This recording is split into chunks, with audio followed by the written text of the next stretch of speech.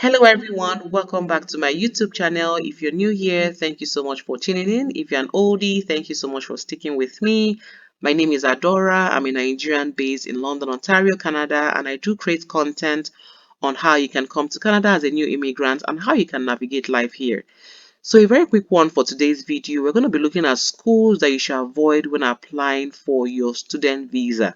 Now this video is for international students only. If you're applying to schools in Canada and you intend to work after you graduate, please make sure that you're applying to the right school, to the right college, to the right university that are under the DLI list. Now, a DLI means Designated Learning Institution. I'm going to be showing you where you can find out if your school is under this list. It is very, very important in your immigration journey. I met someone a few days ago who came to Canada as an international student, and I asked him where he's studying, and he said ABC Access Business School. I have never heard of that school before. I didn't even know it was here in Ontario, in North York. And the first question I asked him was, is this school under the DLI list? He wasn't even sure what I was talking about. Now, this is why these types of videos are very important, because I don't want you to get misled. I don't want you to be misinformed. I want you to be fully aware, to be fully equipped, especially when starting your immigration journey, so that you know what to do right from the onset. Now, what we're going to be covering in this video is, what is a designated learning institution? Why is this very crucial in your immigration journey? Do all designated learning institutions offer postgraduate work permit eligible programs? And what happens if your school loses its designated learning institution status? Because sometimes some schools lose their status. So if you've already gotten your study permit and suddenly your school loses its status, what do you do afterwards? Now, these are the areas we're going to be covering in this video. If you haven't subscribed to this channel, this is the right time to do so. This channel is fully equipped, especially for international students looking to come to Canada. Please subscribe, share this video with your friends and families, your loved ones. Don't forget to like as well as press the notification for upcoming videos, so that you'll be the first to know each time I upload. Alrighty, we're going to take a very short break and we'll be right back to go through the schools that you should avoid when applying to Canada as an international student. See ya.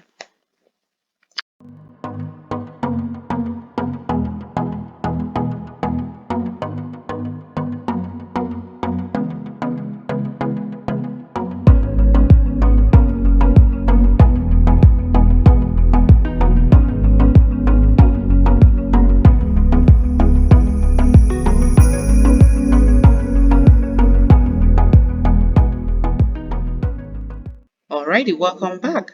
So we're going to be looking at schools that are under the designated learning institution list, and I'm going to be leaving this link in the description box so that you guys will have direct access to check if your school is under the DLI list.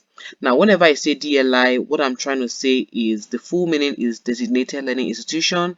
Just in case you're wondering what a DLI means, is actually designated learning institution.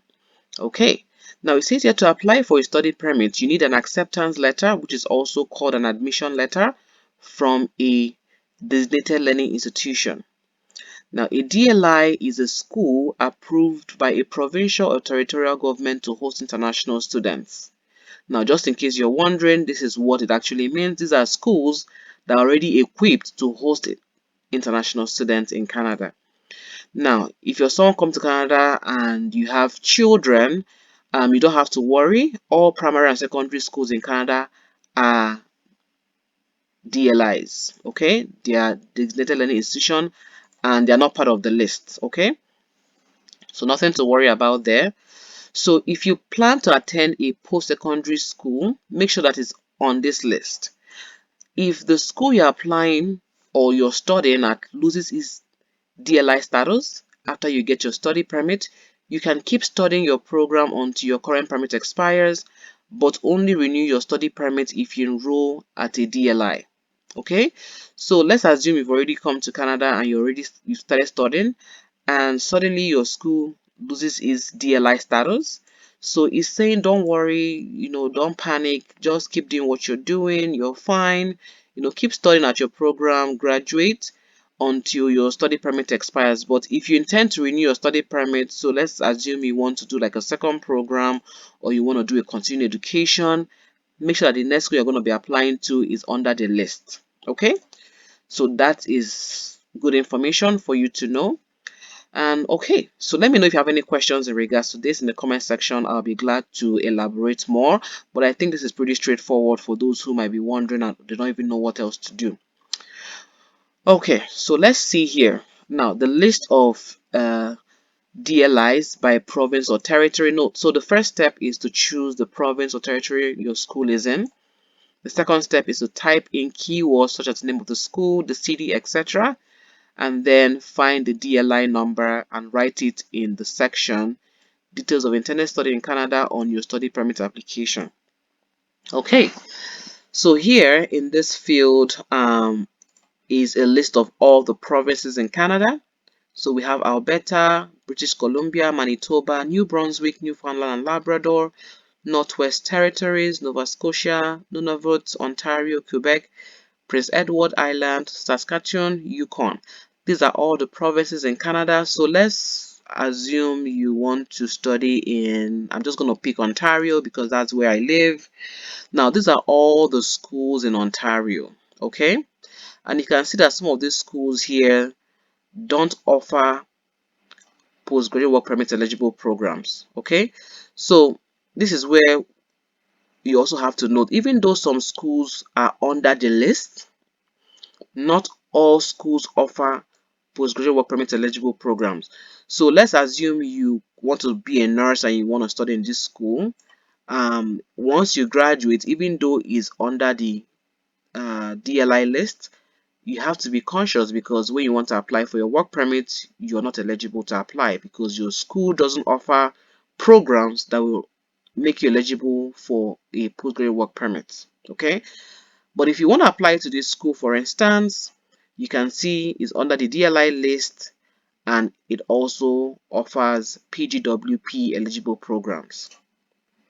Now be careful too, because some schools here as well, for instance, this one that says Faithway Baptist College of Canada, we can see here the DLI number, so that tells us it's under the DLI list. And it says here, yes, it offers PGWP eligible programs, but there's more information here that I'm curious to know.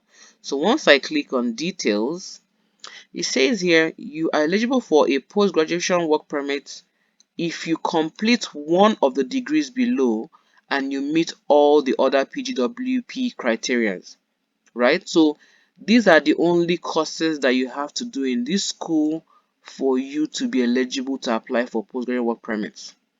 If you do any course aside this 1, 2, 3, 4, 5, 6, these 7 courses, then you will not be eligible to apply for PGWP. So you have to complete one of the degrees below and meet all other PGWP criteria. So this is very, very important. So I'm going to use my school for as an example. My alma mater, it's in Ontario, and I will just search here by college or university. So Fanshawe College. Okay, so Fanshawe College, we can see here it's in Canada. It also is also under the DLI list. Is located, the main campus is actually in London. They have other campuses as well in Ontario. There are so many of them, and you can see here that all the programs that this school offers are PGWP eligible programs. Now this is very, very very, very, very, very important. Oh, they also have also in Toronto, Fanshawe College at ILAC International College. So yeah, so this is Toronto campus, and all the programs that they offer enables you to go ahead and apply for a postgraduate work permit. So please, please, please, very, very important. If you want to school in Alberta, for example, you can see some schools here don't offer PGWP programs. So these are the things you should watch out for. Absolute Aviation is the DLI, that's the city, that's the campus, And yes, it offers postgraduate work permit eligible programs in certain areas. So this is a flight school. So it says here, to be eligible for a PGWP, you must meet one of these requirements. You've completed a flight training course at a Canadian training center and now have a Canadian commercial pilot's license, or you're in the process of getting an instructor's rating, and you have a job offer to work as a flight instructor at a flight training center, etc. So these are the conditions that it comes with. So make sure that your school, if it has any conditions, look at the conditions to know exactly what they are saying. This is the province of Manitoba. You can see some of the schools here don't offer PGWP programs. So make sure that your school says yes. If it says yes, you're good. If it says yes with more details, try to find out exactly what the criteria is so that you're not doing something different. Okay, and this is for only those who intend to work anyway. If you're someone who just wants to study in Canada and go back to your home country, you just want to just gain Canadian experience and that's it, that's absolutely fine. But if you intend to work afterwards, you have to make sure that you're actually following every step. Okay, now this is another province here that says Yukon. uh okay, that's good. Most of their schools here are DLIs and also offer PGWP programs. Aside this one that says details. So anyone that says details, please click on it to know what the criteria and what the conditions are before you proceed. And I advise this to anyone looking to apply. This is the first step you have to take. This is the first step you have to take before applying to any school. So I think that's basically what covers it. So I think we've already covered what is a DLI, why this is crucial in your immigration journey, what happens if the school you're applying to, or if the school you're studying to, oh my god.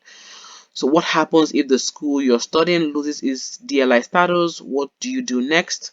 And also, do all schools or do all DLIs offer PGWP eligible programs? So I think we've covered all that in this video. Please let me know if you have any questions in the comment section down below. I'll be more than happy to address that. And yeah, do stay safe. It's gonna be Thanksgiving tomorrow in Canada. um October 10th is our Thanksgiving day. I'm thankful for life. I'm thankful for this platform. I'm thankful to my 1000 plus subscribers. You guys are amazing. You guys keep me going. You guys keep this channel growing. So I'm thankful to all of you. I'm thankful for for making this channel very engaging, very interesting. Do keep your questions coming. Please keep sharing my videos to support the channel. And yeah, I hope to see you guys in my next video. Bye.